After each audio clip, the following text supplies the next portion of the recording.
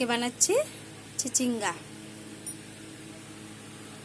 সোমবারে দিয়ে দিলাম কালো জিরা,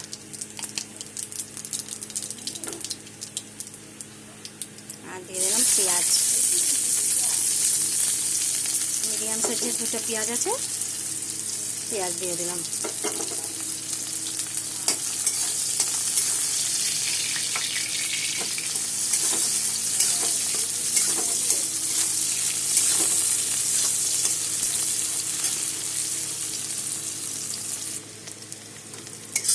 পেঁয়াজ আমার মোটামুটি ভাজা হয়ে গেছে। এখন কেটে ধুয়ে লবণ মেখে রাখা 1 কেজি বেশি চিচিঙ্গা আছে, আর 7টা কাঁচা লঙ্কা দিয়ে দিলাম।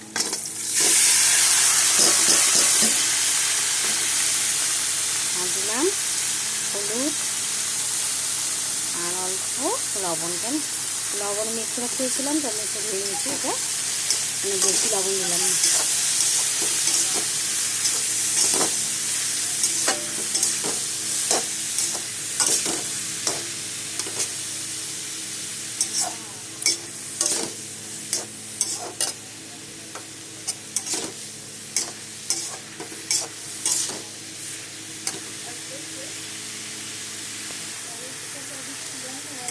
চিচিঙ্গা আমার মোটামুটি হয়ে এসেছে। এখন অল্প চিনি দিয়ে দিলাম, টেস্টের জন্য অল্প চিনি দিয়ে দিলাম। আর একটু হবে, তারপরে গ্যাসটা বন্ধ করে দেবো।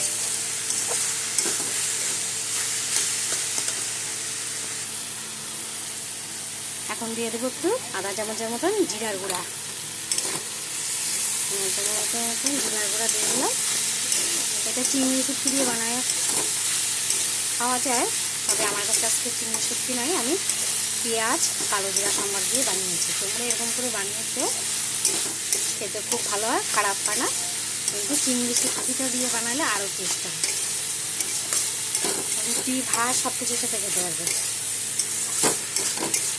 খুব টেস্ট হয়।